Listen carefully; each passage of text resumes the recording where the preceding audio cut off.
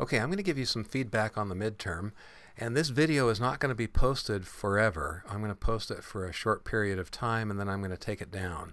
But anyway, so watch it and compare your answers with what I talk about here. I'm not going to go over every answer on the test, but I will talk through the main issues. So the average on the test was 77, and the median score was 78. And don't think about absolute score. Think about what quartile you fell into, and that roughly is going to correspond to A, A minus, B plus B. Although we'll skew towards the A and the A minus, and there will be a fair number of B pluses. There won't be very many Bs at the end of the semester in this class. It'll be mostly A, A minus, B plus. So nobody should panic from their score on this test, even if you're the lowest score in the class on the midterm. That's not a big deal.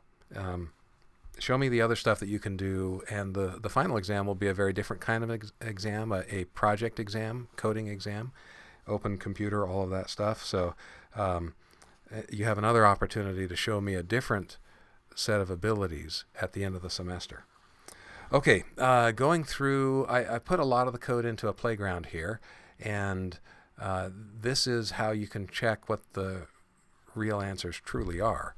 And so let's go back to the midterm here. And the first one, there are two new lines embedded. One new line embedded. There's one new line embedded. This one right after the U. I'm not selecting very well. Anyway, this backslash says do not embed a new line here. That's what the backslash at the end of a line in a multi-line string means. And remember that leading white space up to the match of the closing triple quotes, that leading white space gets trimmed out. So this string should be W242 space TNRB space BYU new line, Provo comma Utah space, Provo comma space UT space 84602 end of string. That's what this means. So one embedded new line, 4 embedded spaces. And most of you saw that, yes, this is a compile time error because you can't modify a let array. You can only modify var arrays. So that's a compile time error. It does compile, but, I said that backwards. It is a compile time error. It does not compile, so it cannot be a runtime error. It detects this. The compiler detects that you're trying to modify a constant array. Okay, for this next question, question number 4, I gave anywhere between 8 and 13 points for your answers on this. A lot of you got half-point increments, 10.5, 11.5, 8.5, whatever. So the answers over here you can see in the playground. Type, value, and was it an error or not. The only errors are the last two here. This one is a runtime error when we try to force unwrap a nil, and then this last one doesn't compile because there's not enough information to do the compilation. But if I option click in my playground, this one's a string, pi is a double, some of you said float, S is an optional UI label. If you just said UI label, that's not totally right. T is also a UI label. Some of you said optional, but it's an implicitly unwrapped optional. That's what the exclamation means. So if I wrote IUO and then put an X next to that, that means that you didn't tell me it was an implicitly unwrapped optional UI label. If you had a description that was somewhat close to implicitly, like force unwrapped optional or something like that, I gave you credit for that as well. U over here, now this is one that I got wrong. I thought it would be UI label, but it's optional UI label. I give credit if you said either UI label or optional UI label. And I think there were 1 or 2 people who said optional. But anyway, I thought the compiler would infer that it's not optional, but anyway, there it is. And then V is going to be a string. W, Boolean, B-O-O-L. X is an array of string. Y is a dictionary of keys and values that are strings.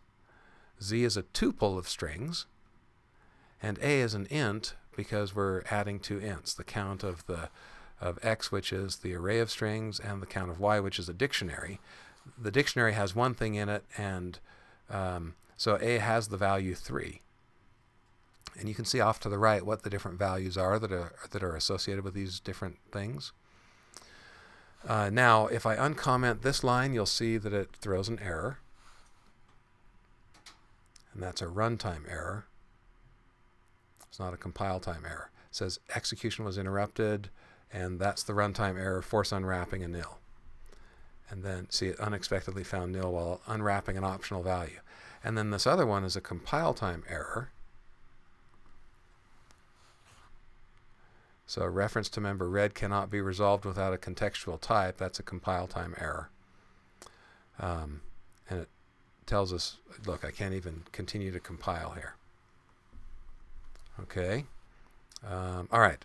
So you got somewhere between 8 and 13 points. I didn't write the number on your exam. If after computing the rest of your scores, it's not clear to you what that score should be, you can come and check with me and I'll tell you what yours was. I've only recorded that in my Excel spreadsheet. I probably should send that to you some other way. I don't know how to quickly and easily do that, though. Okay, this next one, some of you didn't see that there's a missing curly brace. This curly brace actually lines up with the else because there's not a curly brace in between here where you'd visually expect it at this point where my cursor is hovering. So this is a compile time error. If you put down 11, which is what it would have calculated had there been another curly brace, I gave you half credit, 1 point. But if you said compile time error, you got 2 points. Some of you told me it was a compile time error, but it would print 11 if it had the other brace. Now this one is a problem because the switch is not exhaustive. It doesn't have a default case, and so it's not going to compile. Switches in Swift have to be exhaustive. What they're doing is they're trying to enforce safe programming, defensive programming.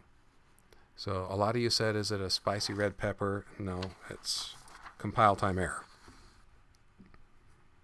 Okay, let me skip down. A few of you had troubles on question 9. If I'd used the word kind instead of the word type here, that might have helped a couple of you. I was looking for square. At least one of you hard-coded square as what you printed at the end here, but that's only partially correct, because if the values change, then like I add some more, I add the next several primes, I could come up with something greater than 25. I was looking for the code that would print the kind of number that is the largest, and maybe I didn't say this explicitly, but what if these values change up in the example? Anyway, I gave anywhere between 0 and 3 points on number 9. Most of you got the full credit. Some of you got 2 points or 1.5 or 1. Okay, let's see.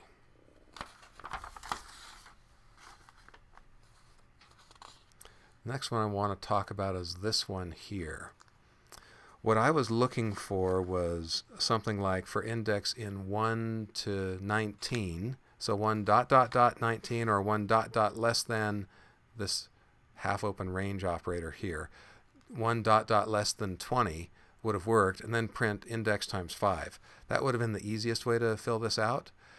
Some of you used the stride function. I was impressed that you knew what that was.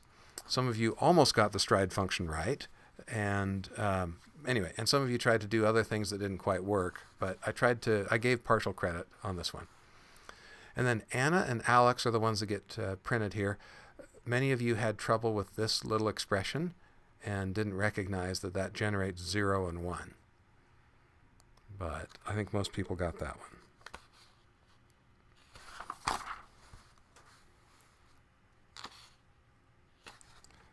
Okay, the next one to talk about is number 22. It makes most sense to start animations just as your view is appearing. So of the choices here, this would be the best. The view did appear would be the best choice.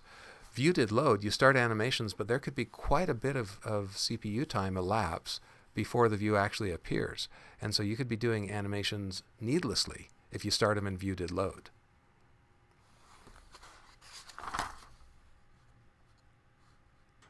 Most of you got the others. There was a bit of trouble understanding this one. The term type property is a Swift term, And if I were in C++ or Java, I might call that a class variable. It's a static variable.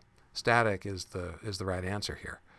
But not only can you have static variables on classes, but you can also have them on structs and enums. And that's why Swift uses the term type. So type can be class, struct, or enum. And so some of you chose class, struct, or enum as the keyword that indicates a type property, but it's static. That means it is a property that belongs to the type, not to the instance. Maybe I could have said in the question type property as opposed to instance property in Swift. Maybe that would have helped. So, okay, the next one also, 26, caused some people some troubles. You might think that the syntax is right here, and sure, the syntax is fine, but the semantics is a problem. And so this does not compile because I'm trying to add a stored property to an extension. I cannot do that. I can't add a stored property to an extension. I can only add computed properties or methods. So that's why no is the correct answer here. I gave you too many choices on 27. I think if I were to redo the test, I'd give you fewer things on the right-hand side. A lot of you looked at the question marks and got the ternary or the what else was confused there? Optional chaining, nil coalescing. Those three got a little bit confused in some of your minds. As I looked at the individual item statistics, the vast majority of the class got most of them right. J was the one that caused the most trouble. J was the most common incorrect answer offered for one of these operators. But this is the half-open range, the nil coalescing, the force unwrap. It's also other things, by the way, but it's a force unwrap. And the question mark is the optional chaining operator. It is also other things too. This is the assignment operator, not the equality. So I put that on purpose with equality and not assignment because I wanted you to recognize that that is not equality, that's assignment. Here's the ternary and here's the remainder. You can go look up in the Swift language guide, programming guide, to read about the names of the various operators. Seemed like there was a lot of guessing on 28. Many of you chose bounds. Center is the right answer, and that was the most commonly selected answer. Center is what you would modify if you're moving a view. Bounds is given to you, and there is not framework. That's not a valid one, but some of you chose that. And anyway, so it felt like this wasn't real solid in people's minds. Okay, on the true falses. 36 was one that caused a few people some trouble. Other functions can be passed and returned, not just closures. And the Swift property observers include did set and not should set. Should set is not the other one. Let's see, did set and will set are the two property observers. You have no opportunity with a property observer to say, let's abort the setting. In your did set, you can undo the set. You can remember the original and you can change it back to the original, but you don't have an opportunity to say, hey, don't do this change. You can only compensate for it. So did set and will set are the two property observers. On 39, this is one that caused some people some trouble. You can declare a var outside of a type. You can have free variables. And in fact, look over here. You see it in the playground all the time. These are declared outside of a class. And I showed that type of thing in playgrounds before. So anyway, let's see, what next? Pause. All right, continuing on here. So on the next page, now, we just had this question, Swift property observers include did set and should set. And then there's this other one, Swift property observers include get and set. Well, no, those aren't property observers. Those are the get and set methods that you can override to if you've got a computed property or something like that. But those are not property observers. The property observers are did set and will set. Okay, let's see. Question number 49 caused some people some trouble. The problem is the second part of the statement here. The variation as question mark requires using an if-let statement. No, it doesn't require using an if-let. If-let unwraps an optional. But you can use as question mark and return an optional expression just fine. So that's the part of it that's false. The first sentence is true, the second sentence is false. And a number of you had trouble with 50 as well, but the answer here is true. You can use is or as to check whether a value conforms to a protocol. Okay. Let's see. 52 and 53, I was a little bit surprised that we didn't get a higher percentage correct on those, because I had remember that example I had with the springs, and I talked about huggers and kissers, and we did a very concrete example of what content hugging does. And anyway, so 52 is false, 53 is true.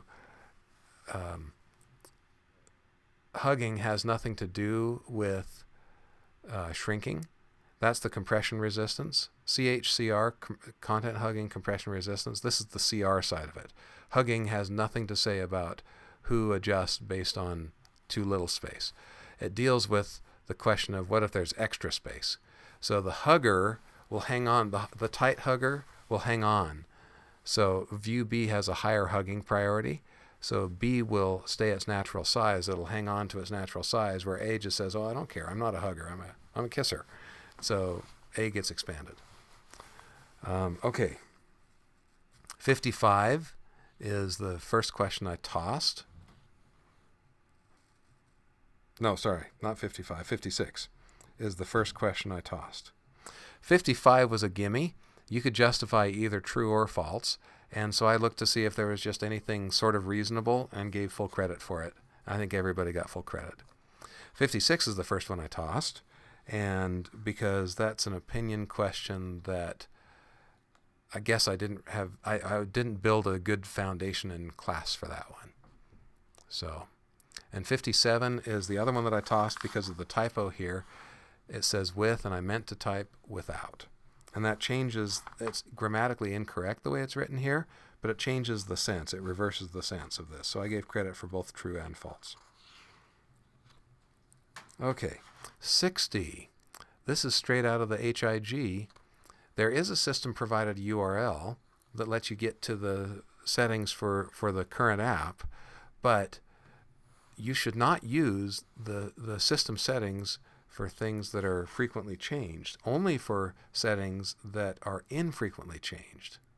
So for most app configuration settings, probably not. Probably for most application settings, you want to do something internal to the app and only use the settings app for those that are infrequently changed. That's the HIG guidance. Okay, then on the next page, let's see, 68 caused some people some trouble. This is a quote basically from the HIG, and that is deference. The definition of deference talks about this scenario where content fills the entire screen, but translucency hints at more content. Okay, let's see. For 69, I could have written this question better. Up here I talked about, does this code demonstrate the use of closures or trailing closure syntax? If yes, indicate where. And down here I said mark the code above with the trailing closures.